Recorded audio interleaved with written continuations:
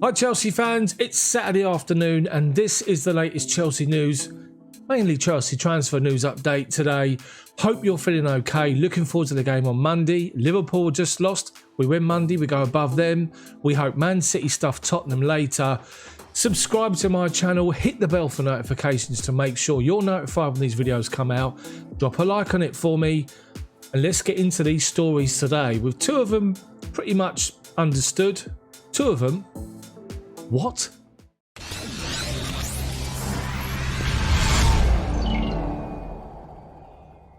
So guys, thank you for watching. Thanks for subscribing. If you haven't, hit that subscribe button.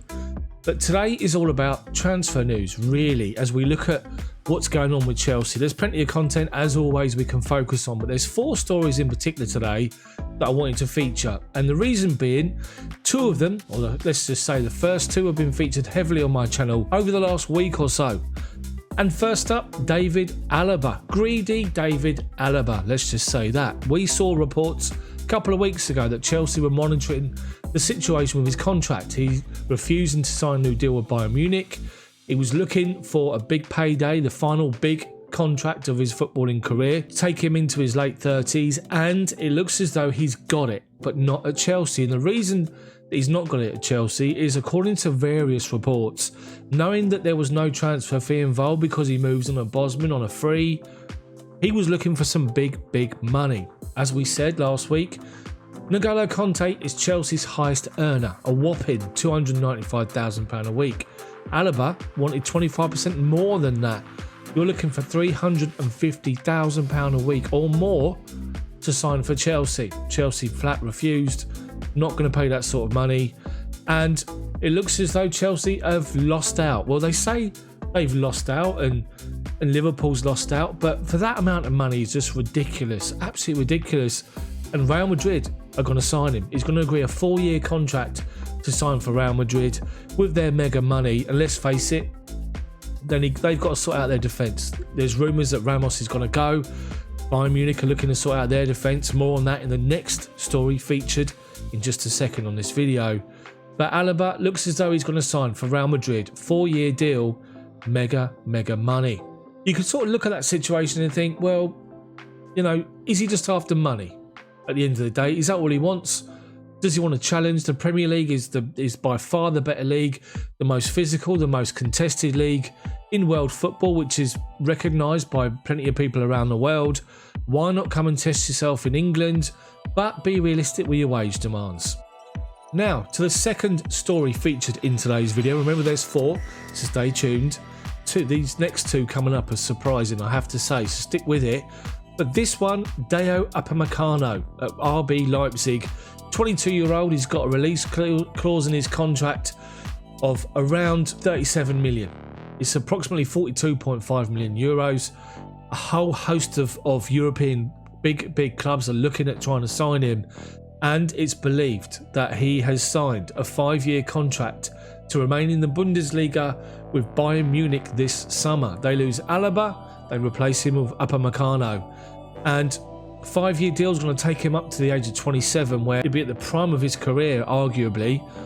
So it's somebody that Chelsea have reportedly missed out on again. But, I mean, we all know that there's reports, we all know there's reported interest, but you never hear anything that's substance from Chelsea. No comments made until somebody's signed.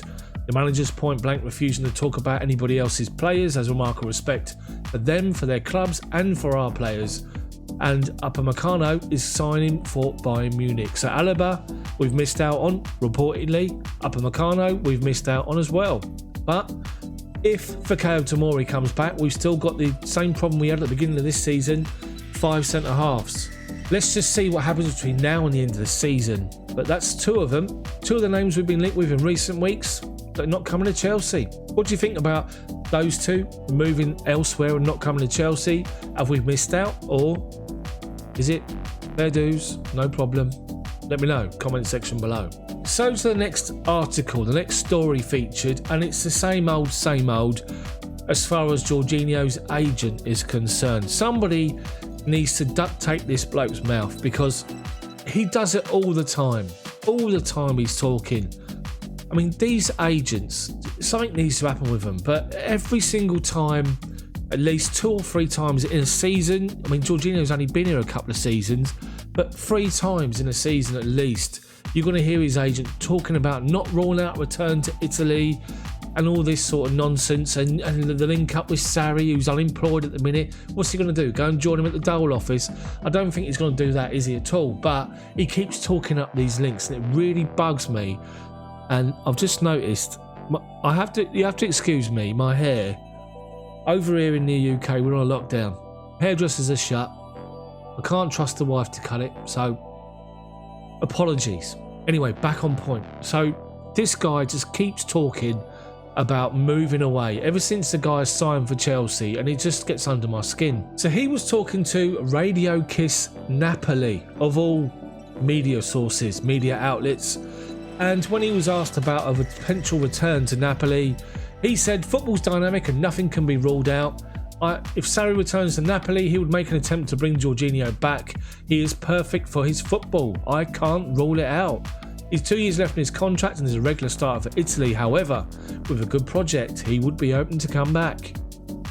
Someone's got to have a word, seriously, because he does it all the time, but there's a twist in this whole Jorginho scenario, and it's about the return to Italy, and it's not what you expect. So the twist is this story. Chelsea offered Jorginho to Inter Milan in a swap transfer for ex-Tottenham midfielder Christian Eriksen, but they also want 18 million. It's interesting to see if Antonio Conte bites on that and takes up that offer to pay 18 million and Christian Eriksen for Jorginho. Eriksen's only 28, Jorginho's 29. Jorginho's got a much higher market value than Eriksen, which we all understand. Eriksen has been a bit part player for Tottenham for the final year of his contract, maybe the final 2 years of his contract at Tottenham. Hasn't worked out for him over at Inter, despite the odd important goal. And I wonder what's going to happen, if there's real substance in this. And there's also reports that it's not just Chelsea interested in Eriksen, it's Man United, Wolves, Leicester and Arsenal. Now, would Christian Eriksen fit into Thomas Tuchel's team as a number 10? Is he better than options we've potentially got already? And the 4 options we've already got is Kai Havertz, Mason Mount, Hakim Ziyech, Christian Pulisic. Is Eriksen better than those? Would you swap any one of those players for Christian Eriksen? Is this just a story that's just come out of thin air based on Jorginho's agent talking about going back to Italy, or is there any substance in this? And it's a real surprise to see Chelsea linked with Eriksen. Yes, we've lacked someone that can play that through ball and unlock the door since Fabregas left us. Is Eriksen that man, or have we already got that person within our squad? Surely we have, with Pulisic, Ziyech, Mount and Havertz. I'm just sort of confused with the link, and I just wonder if there's any substance, if anything comes of it. But apparently the offer's been made. Let's wait and see what happens. And another surprising story, featured again in the Sun, is Hakim Ziyech targeted by AC Milan and Juve. And this comes after Thomas Tuchel openly said that Hakim Ziyech needs to adapt to the Premier League and be given more time to do so. Let's face it, I did my match review after the cup game yesterday morning. I posted it up and I said it was rubbish. And the reason I said it was rubbish against Barnsley was because 10 players were given an opportunity to impress the manager for the first time, to have a real proper run out and impress Thomas Tuchel. You know, you sit there training for 3-4 weeks, a month, and you want to impress, you want to be given a chance. And you were given an opportunity and you didn't. The only 2 players that come out of that was Billy Gilmour and Kepa for me. Yes, Tammy scored, and yes, Tammy cleared the ball off the line, but that's what he's there to do. Apart from that, he did nothing else. So, for me, Hakim Ziyech was the real disappointment along with Christian Pulisic. And, I mean, look at that photograph there of Hakim Ziyech when we've scored. He's overjoyed. It's not going right for him at the minute, and he's struggling to adapt and to settle into football, but he needs to keep playing games to feel more comfortable, to feel more settled down, and to start getting back to where we all know that he can be, which is just an outstanding footballer.